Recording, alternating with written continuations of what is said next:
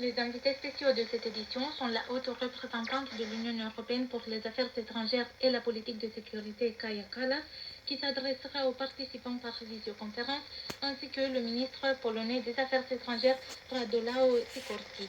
Le ministre des Affaires étrangères de la République de Moldova, Mihai Popșoi, sera aussi présent à Bucarest. Le président Nicu Jordan rencontrera les chefs des missions diplomatiques et des bureaux consulaires romains à l'étranger au deuxième jour de la réunion. Le Sénat de Bucarest s'est réuni ce lundi en séance extraordinaire pour prendre acte de la publication d'une ordonnance d'urgence concernant les mines de charbon.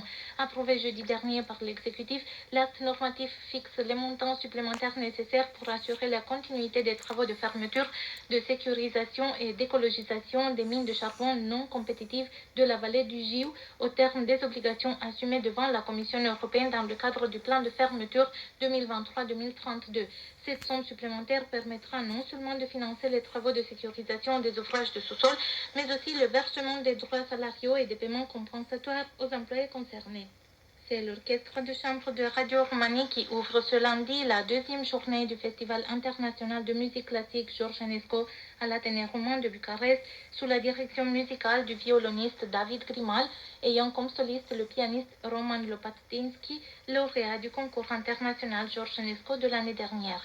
Le deuxième événement de la journée est le concert de l'orchestre La Liberté de l'Ukraine, fondé en 2022 par la chef d'orchestre canado-ukrainienne Kerry Lynn Wilson, en réponse directe à l'invasion de l'Ukraine par la Russie. L'ensemble réunit les meilleurs instrumentistes ukrainiens restés dans le pays envahi, partis en exil ou bien membres d'orchestres européens. La 27e édition du festival a officiellement débuté ce dimanche avec le concert pour orchestre composé par le roman Dan Dediu. Le chef d'orchestre a été Cristian Măcelaru, directeur artistique du festival. La soirée de dimanche s'est conclue par le poème roumain composé par George Enescu, qui est d'ailleurs sa première composition publiée. Rappelons-le, Radio Roumanie est coproducteur du festival. La joueuse roumaine de tennis Gabriela Ruse affronte ce lundi l'Australienne d'origine russe Daria Kasatkina lors du premier tour de l'US Open, le dernier tournoi du Grand Chelem de l'année qui a débuté ce dimanche. Ce mardi, les deux autres roumaines du tableau principal, Jacqueline Christian et Sorana Cârstea, affronteront l'américaine Danielle Collins et l'argentine Solana Sierra lors du premier tour du simple. Les températures enregistrées ce lundi dans la plupart de la Roumanie sont inférieures aux normales saisonnières, 19 degrés à midi à Bucarest, et c'est la fin de ce journal.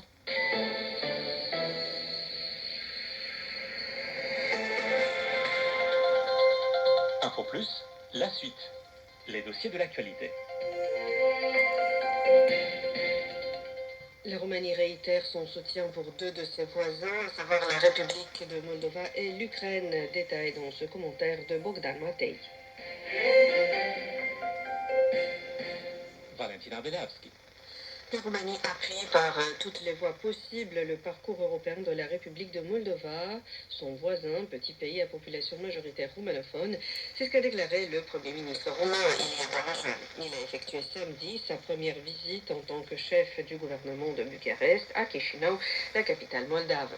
À l'issue de sa rencontre avec son homologue pro-occidental Dorin Recean, le Premier ministre roumain a rappelé que ces dernières années, la Moldavie a été confrontée à des pressions sans précédent, réussissant néanmoins à garder sa souveraineté et son indépendance, pour devenir un exemple de courage, étant donné qu'elle a résisté devant le chantage énergétique, la propagande et l'agression hybride russe. Fin de citation. Selon les correspondants de Radio Roumanie à Chișinău, les deux chefs de gouvernement se sont penchés aussi sur des aspects liés à la collaboration économique bilatérale, sur les grands projets d'infrastructure, dont les lignes électriques, encore les ponts sur la rivière de Prut qui marquent la frontière entre les deux pays, sans oublier les manières de faciliter le passage de la frontière.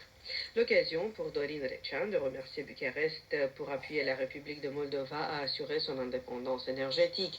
Et je cite, à présent 50% de l'électricité consommée dans le pays est rachetée à la Roumanie à des prix avantageux. Fin de citation, c'est ce qu'a déclaré Dorin Recean. Plus encore, la Roumanie est aujourd'hui un des principaux marchés de vente pour les produits moldaves, tels les conducteurs électriques, les vins ou les meubles, a encore expliqué le Premier ministre moldave.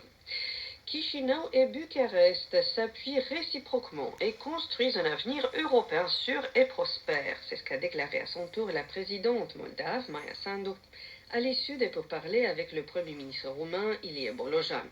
Tout ce que nous réalisons ensemble, à commencer par l'énergie et l'infrastructure et jusqu'aux investissements et aux emplois, tout cela signifie davantage de stabilité, davantage d'opportunités et pour la République de Moldova, cela signifie aussi des pas concrets vers sa qualité de membre de l'Union européenne, a également déclaré la chef de l'État voisin.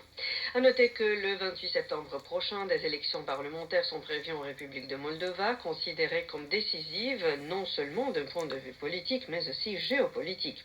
Et pour cause, après une gouvernance avec des résultats mitigés, la popularité de l'actuelle administration s'est considérablement érodée.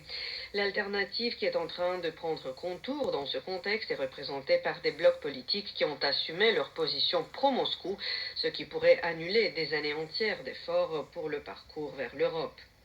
Par ailleurs, dimanche, le président roumain Nicu Jordan a transmis un message dans lequel il a réitéré l'appui de la Roumanie à ce qu'il a appelé l'effort légitime de l'Ukraine de se défendre face à l'invasion russe.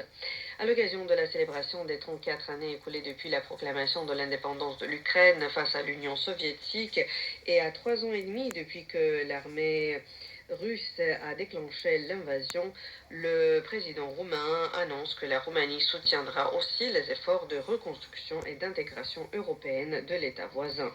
Il salue aussi la décision des Ukrainiens de défendre leur pays, les considérant comme, je cite, un exemple fort de la lutte pour la liberté et la démocratie contre un ennemi autocratique. En ce jour spécial, je souhaite à nos amis ukrainiens des forces renouvelées et un espoir inébranlable pour un avenir meilleur. Fin de citation. C'est ce qu'a conclu le chef de l'État roumain.